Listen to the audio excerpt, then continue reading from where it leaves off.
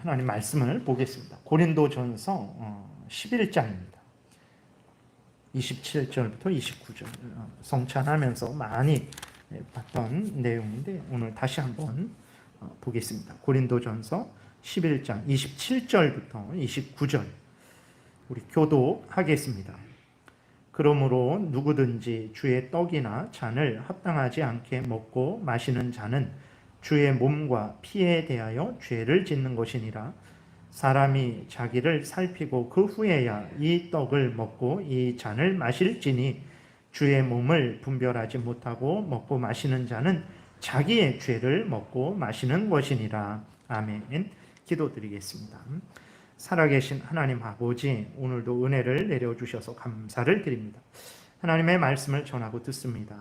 또 성경의 근거에서 우리 믿음의 선배들이 어떻게 성경을 해석하고 또 믿어왔는지 우리가 전하고 듣습니다. 잘 우리가 깨달아 알게 하시고 우리 임의대로 믿고 따르는 것이 아니라 성경에서 알려주는 대로 교회가 공적으로 객관적으로 역사적으로 믿어온 바른 그러한 신앙 가운데 거하는 우리들 되도록 은혜 내려 주옵소서. 예수님 이름으로 기도드렸습니다. 아멘. 오늘 본문은 성찬식을 되게 이렇게 좀 많이 강조하고 오래 하는 거죠. 그러니까 왜 그러냐면 오늘날에는 이제 우리가 은혜를 받는 수단을 교회가 역사적으로 또 이렇게 공적으로 무엇을 강조했냐면 하나님의 말씀, 그 다음에 성례, 세례와 성찬, 그 다음에 이제 기도 이렇게 했거든요. 근데 오늘날에는 그 하나님의 은혜를 받는 것은 되게 기도로만 생각을 해요. 기도로만 생각을 해서 기도를 많이 해야 된다, 오래 해야 된다, 뭐 능력 있게 해야 된다. 당연한 거예요. 당연한 건데 그것만 강조를 하는 거죠.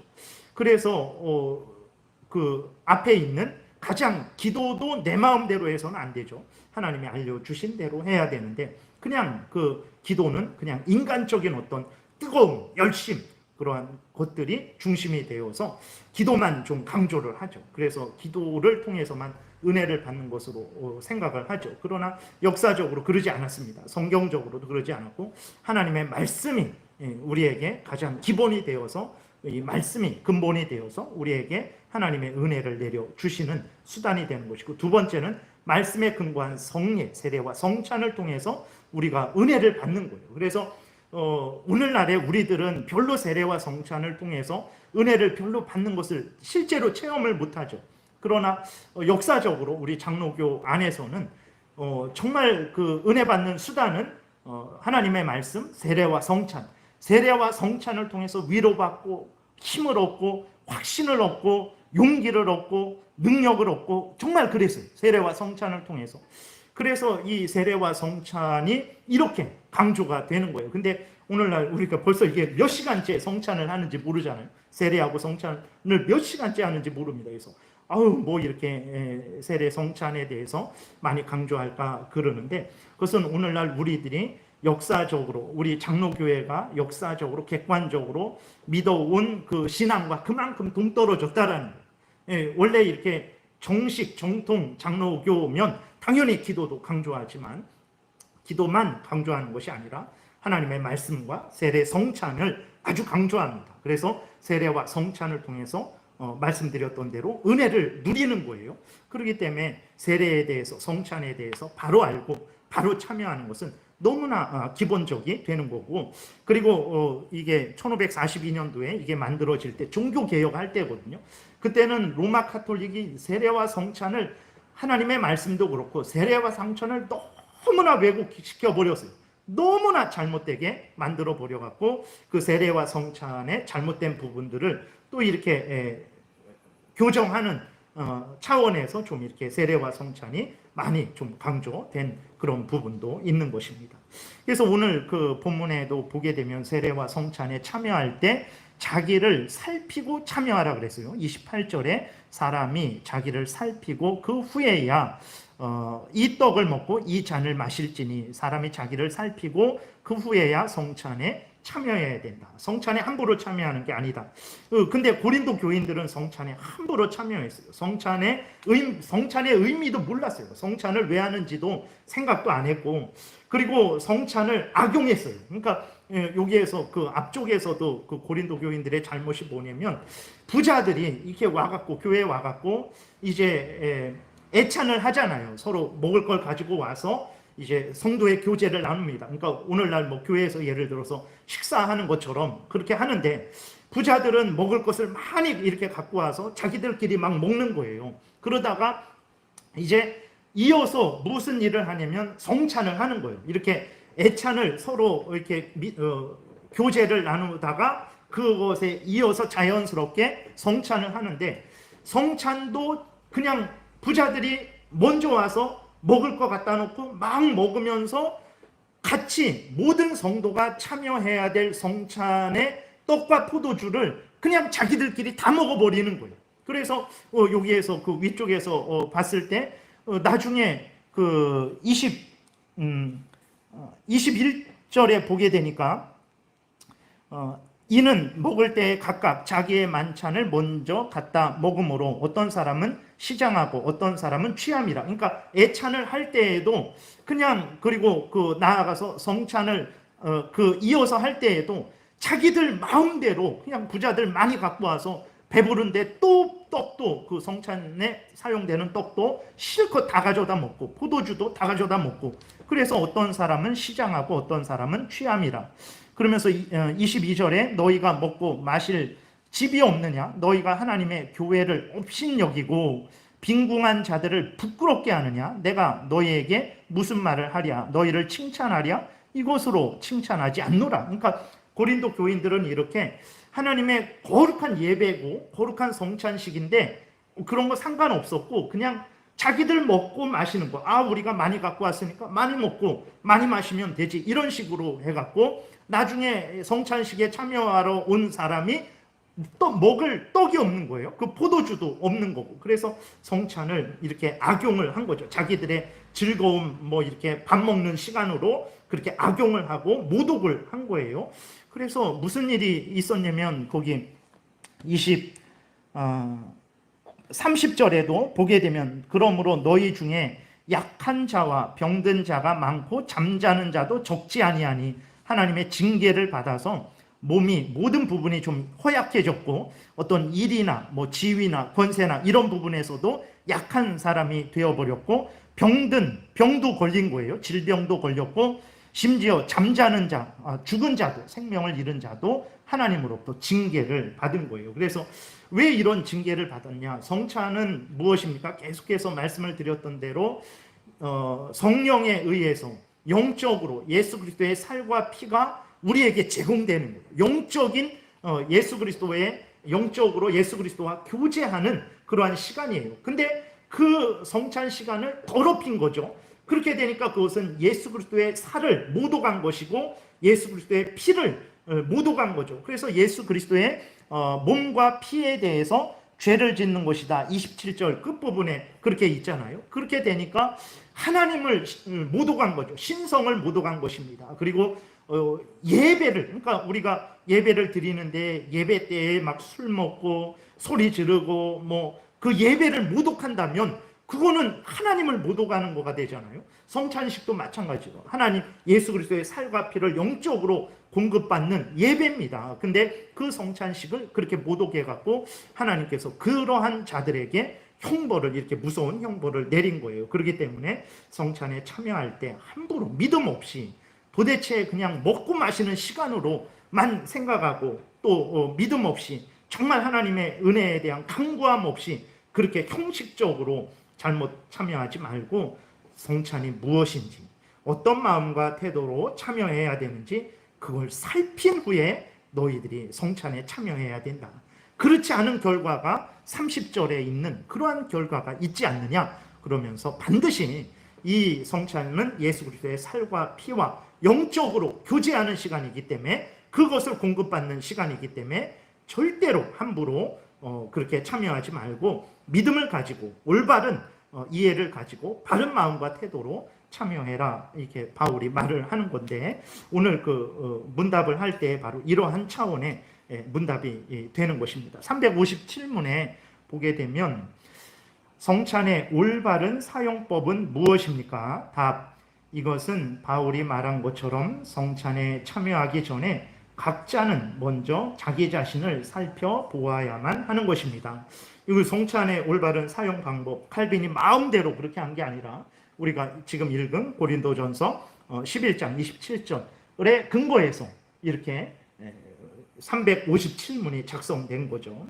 358문, 어떤 부분에 대해서 우리 자신을 살펴보아야 하는 것입니까? 답, 자신이 예수 그리스도의 참된 지체인지 아닌지를 살펴야 하는 것입니다. 좀 기가 막히죠. 아니, 고린도 교인들이고 그 다음에 우리도 지금 이렇게 교회에 속해 있는 사람들인데 이렇게 그리스도의 참된 지체인지, 예수 그리스도를 정말 믿는 사람인지, 하나님의 백성인지를 확인을 하라는 거예요. 아니, 이게 말이 되나?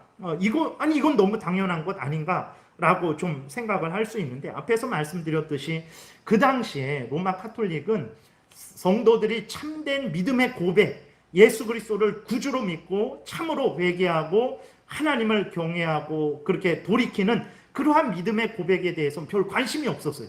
그들이 중요하게 생각했던 것은 무엇이냐면 그 로마 카톨릭 교회에 등록을 했는지 안 했는지, 영세를 받았는지 안 받았는지, 그리고 회개를 했어도 하나님 앞에 회개하는 참된 회개가 아니라 그것은 이제 로마 카톨릭 신부에게 고해성사하는 그런 정도의 회개만 인정했고, 그 다음에 예수 그리스도를 구주로 믿는지 아닌지 이거는 뭐 그렇게 중요하지 않았고, 로마 카톨릭 교회에 소속되고 로마 카톨릭 교회가 행하는 미사에 참여하고 안 하고 이것만 중시했어요. 그래서 로마 카톨릭의 성도들 중에서도 참된 믿음을 갖지 않은 사람들이 많았습니다. 그런데도 성찬에 참여하는 거예요. 그러면서 예수 그리스도의 살과 피를 내가 공급받는다라고 생각을 하는 거예요. 물론 그 사람들은 그런 생각도 없는 거죠. 그러니까 고린도 교인들보다도 더 못한, 믿음도 없이 그냥 습관적이고 형식적으로 예배에 참여하는 사람들이 많았던 거죠. 그렇게 되니까 이제 바른 성찬에 대한 이해를 가지고 참여해야 되는데, 특별히 제일 먼저 내가 예수 그리스도의 살과 피를 공급받는 것이니까 내가 예수 그리스도의 참된 지체인지를 확인해야 된다라고 이렇게 살펴야 된다 하는 것입니다. 그래서 359문은 좀 더 자세하게 설명을 합니다. 어떤 증거들을 통해서 이것을 알 수 있는 것입니까? 그러니까 내가 예수 그리스도의 참된 지체인지 아닌지를 무엇을 가지고 알 수 있을까요? 뭐 환상을 봐야 됩니까? 뭐 무엇을 해야 됩니까? 그랬을 때에 이제 내가 예수 그리스도의 참된 지체인지 아닌지 그 기준, 답, 회개와 참된 신앙을 소유하고 있는지 아닌지, 진실한 사랑을 가지고 이웃을 사랑하고 있는지, 그리고 어떤 미움이나 원한, 그리고 불화에 의해 결단코 더럽혀지지 않았는지를 살피는 것입니다. 그래서 회개와 참된 신앙, 이것은 하나님과의 관계죠. 내가 정말 하나님을 살아계신 하나님으로 믿고 있는지, 내가 예수 그리스도를 정말 나의 구주로 믿고 있는지, 그리고 정말 내가 인간적이고 도덕적인 죄인이지 이런 정도가 아니라 살아계신 하나님 앞에서 하나님을 거역한 그러한 죄인이라고 그렇게 인정하고 참되게 하나님 앞에서 회개하는지 안 하는지, 이것을 하나님과의 관계를 올바로 이렇게 확인을 해야 된다라는 것입니다. 그래서 그 다음에는 이제 이웃과의 관계를 확인을 해야 되죠. 진실한 사랑을 가지고 이웃을 사랑하고 있는지 아닌지, 이것을 또한 우리가 확인을 해야 됩니다. 그래서 오늘날의 문제는 자유주의, 인간중심주의는 하나님은 상관없고 이웃 그냥 인간적으로 사랑하는 그것이, 물론 그거 방법도 잘못된 방법으로 인간적인 죄악된 그러한 사랑을 하나님의 뜻이다라고만 얘기하죠. 그리고 또 반대로 극단적인 사람들은 인간에게 함부로 대해도 되고 하나님께만 잘하면 된다라는 그런 잘못된 생각을 하고 있는 거예요. 다 잘못됐습니다. 하나님이 마태복음 22장을 통해서 넘겨보세요. 하나님 예수 그리스도께서 우리에게 말씀하신 것이 무엇입니까?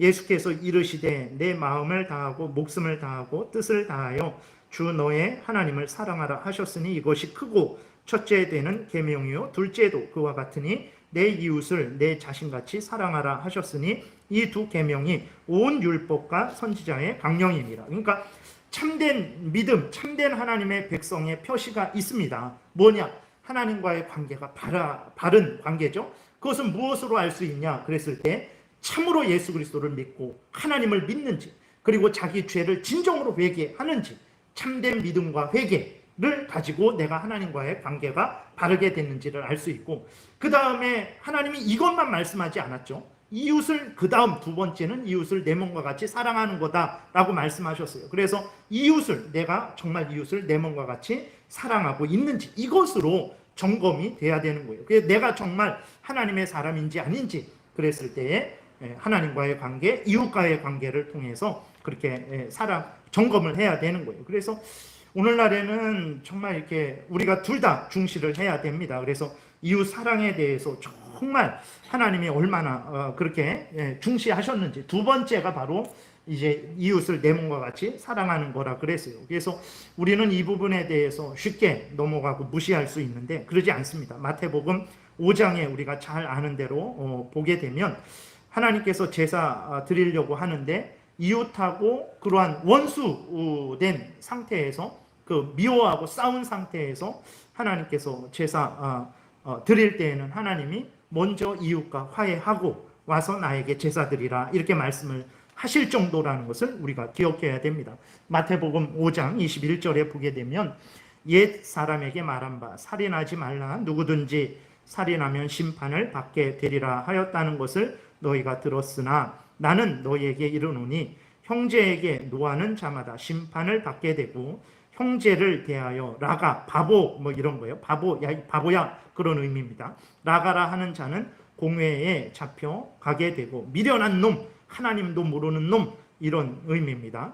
미련한 놈이라 하는 자는 지옥불에 들어가게 되리라. 그러므로 예물을 제단에 드리려다가 거기서 내 형제에게 원망을 들을 만한 일이 있는 것이 생각나거든 예물을 제단 앞에 두고 먼저 가서 형제와 화목하고 그 후에 와서 예물을 드리라. 그러니까 우리가 하나님이 한 교회 안에서 서로 간에 어떤 마음과 태도로 살아가야 될지를 얼마나 중시하시는지 모릅니다. 우리가 여기 이렇게 예배를 드리는데 원수된 마음을 가지고, 미워하는 마음을 가지고 시기 질투 모함하는 행동을 하다가 11시 됐네, 예배 드려야지 하고 온다면 하나님이 기뻐 받으시지 않는다.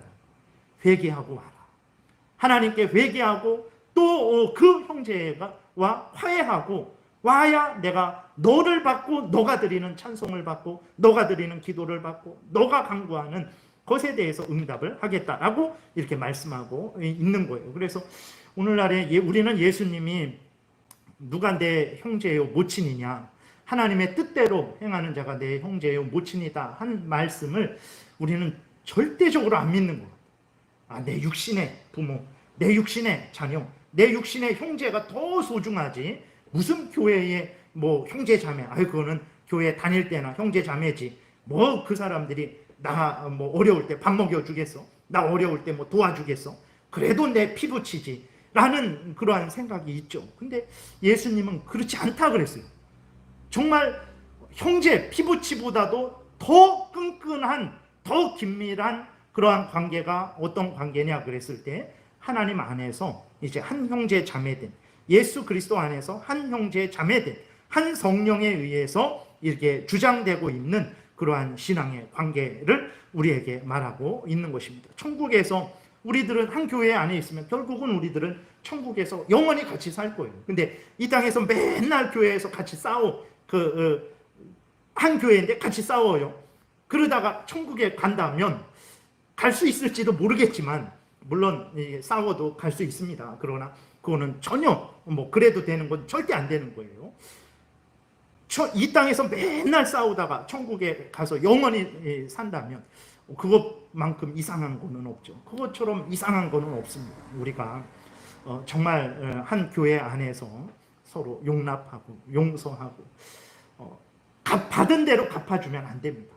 그냥 받은 건 받은 거고 그거는 잊어버리고, 저 사람이 나를 욕했으니까 나도 되받아줘야지, 이러면 안 되는 거예요. 그냥 욕을 먹었으면 그냥 먹어버리면 됩니다. 먹어버리고 나는 여전히 이렇게 올바르게 그를 대해주는 그러한 바른 마음과 태도를 하나님이 원하시는 것이고, 그것이 우리들이 마땅히 행해야 될 본분이에요. 근데 고린도 교인들은 전혀 그런 게 없었어요. 부자들은 부자들끼리, 가난한 사람들은 가난한 사람끼리 서로 대적하면서, 그것을 언제 그랬냐? 뭐 예배 끝나고 밖에 나가서 그런 것도 아니고 성찬식 때 그런 일을 행한 거예요.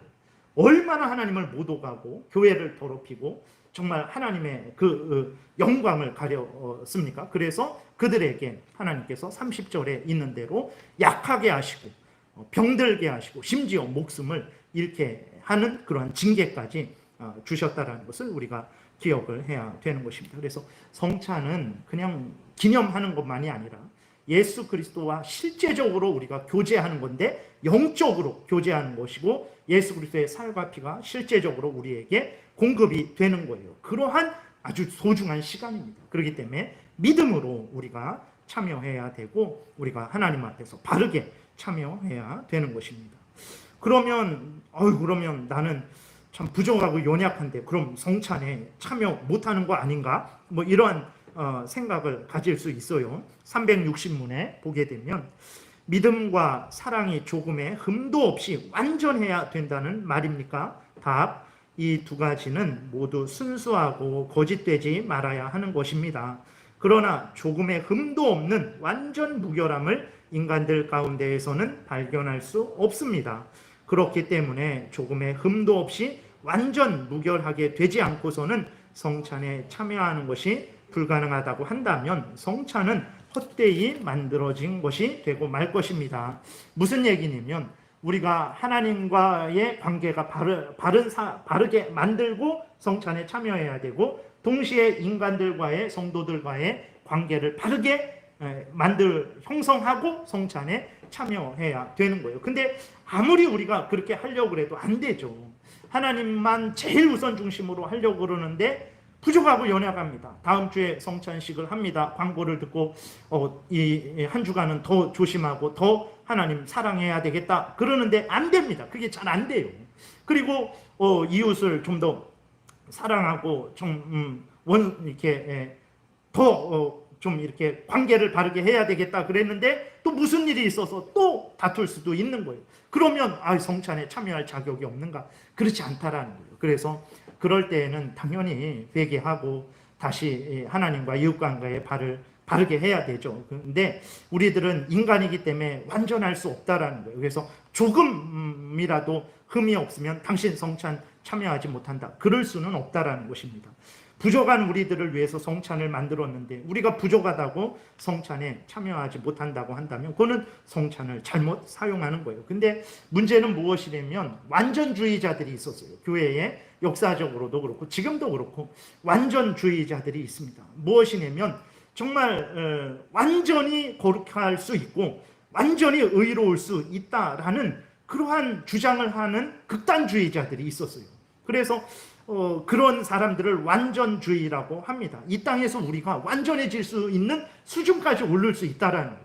그래서 완전한 수준까지 오르지 못한 사람들에 대해서 이제 깔보고 정죄하고 비난하고 자기는 교만하고 자랑하고 이러한 문제가 있었거든요. 그래서 교회 역사적으로 그런 완전주의자들이 있었는데 그것은 아주 오해된 것입니다. 인간은 이 땅에서는 완전해지지 못합니다.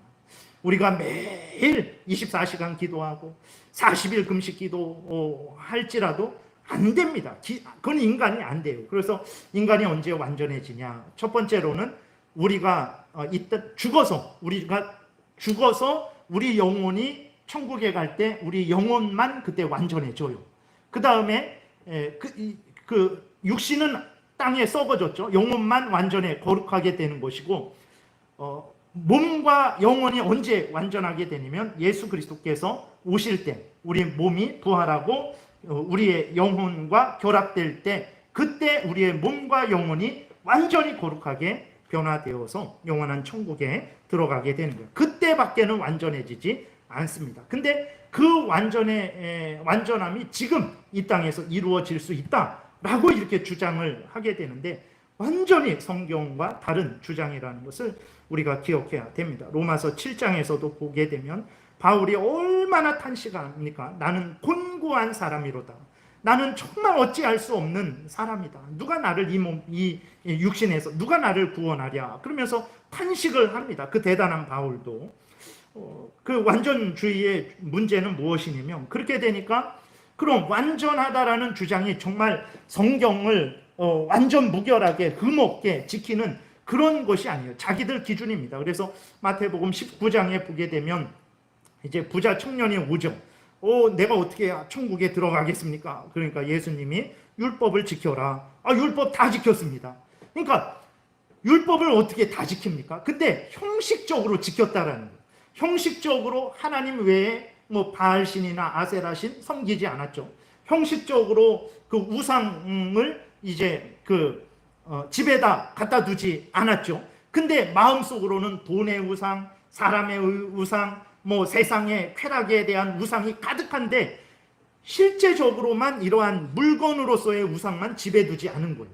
근데 그 사람 마음속에는 돈을 우상, 돈이 최고지, 쾌락이 최고지, 인생이 최고지, 뭐 이러한 차원의 우상이 가득하단 말이에요. 근데 실제적으로 이러한 우상을 갖다 놓지 않았으니까 나는 우상을 섬기지 않았습니다. 하나님을 사랑하는 것은 하나님 제일 우선 중심의 신앙을 가지라는 거잖아요. 다른 신을 두지 말라라는 거. 근데 마음속에는 다른 신이 가득한 거죠. 그리고 입으로는 하나님을 원망하지 않았어요. 근데 속으로는 매일 불평하고 매일 원망하고 속으로는, 근데 입으로는 내가 하나님의 이름을 망령되이 일컫지 않았어요. 안식일을 지켰다고 하지만 속으로는 말라기서에 나오는 대로 이 안식일이 너무 지겹다. 일주일마다 돌아와서 내가 뭘 할 수 없겠구나. 어디 갈 수도 없고 정말 이 안식일이 언제나 끝나버릴까. 이런 생각을 하면서 안식일을 지켜요. 그러면서 그 부자는 나는 모든 계명을 다 지켰다라는. 그러니까 완전주의자들이 말하는 그 기준은 자기들 기준입니다. 성경이 말하는 기준이 아니에요. 그 자기들 기준이 되고, 그렇게 되니까 형식주의가 되는 거예요. 그렇게 되니까 성경과는 점점 멀어지게 되는 거죠. 그리고 이제 인간 중심이, 인간이 할 수 있다라는 인간 중심의 사상을 이제 갖게 되는 것이고, 그러한 그 부자들 교만하잖아요. 그래서 그 부자, 내가 다 지켰는데 내가 뭘 더 해야 되겠습니까? 이런 말도 안 되는 교만함을 갖고 있어요. 그래서 누가복음 18장에서도 보게 되면 그 세리와 누가복음 18장 기도를 하잖아요. 기도를 하는데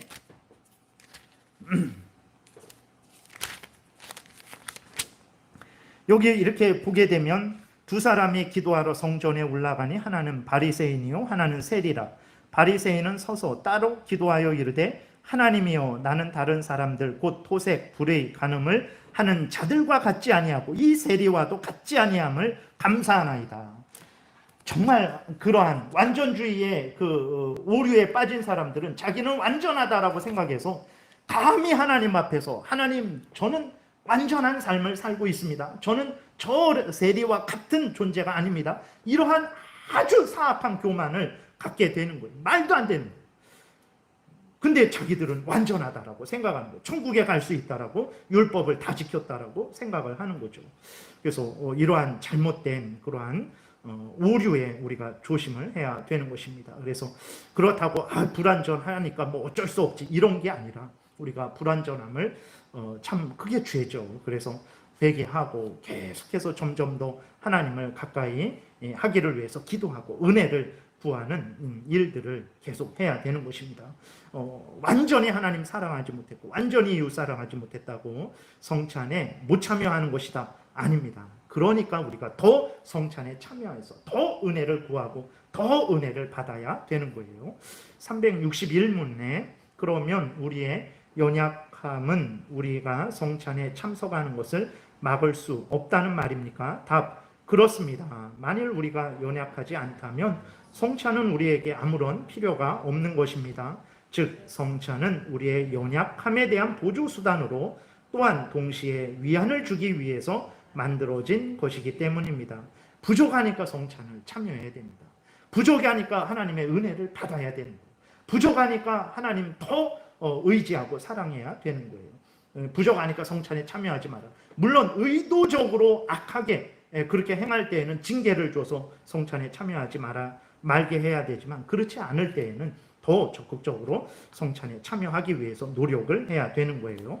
362문에 이 두 가지 성례들은 또 다른 목적으로 사용됩니까? 답, 예, 다른 목적이 또 있습니다. 이것들은 우리의 없어요? 362문 없어요? 아이고, 제가 또 이렇게 하지를 않았나 봐요.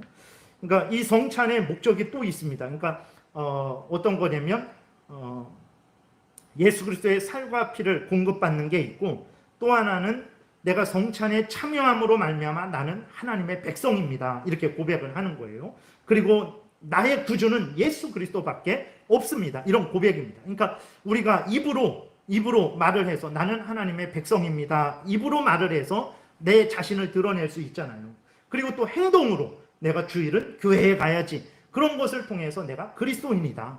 내가 하나님의 사람이다. 이렇게 표현을 하는 것처럼 성찬에 참여함을 통해서 하나님의 명령하신 거잖아요. 하나님의 백성들에게 그 하나님의 명령에 순종하는 것을 통해서 나는 하나님의 백성입니다. 그리고 성찬 때에 예수님의 살과 피가 영적으로 우리에게 공급되잖아요. 그랬으니까 그 예수님의 살과 피가 나를 살리는 것입니다. 예수님이 나의 구주고 나를 살리는 것입니다. 라는 고백이 될 수 있는 거예요. 성찬이. 그래서 그 다음에 무슨 그 문답이 있냐면 363문에 보게 되면 성찬에 참여하기를 원하지 않는 사람들에 대해서 우리는 어떻게 판단해야 됩니까? 답, 우리는 그런 사람을 그리스도인으로 여겨서는 안 되는 것입니다. 왜냐하면 그는 그렇게 함으로써 그리스도인임을 고백하려고 하지 않고 침묵 가운데에서 그리스도를 부인하는 것이기 때문입니다. 그러니까 마찬가지로 오늘날에 가나안 성도가 많잖아요. 가나안 성도 누군지 아시죠?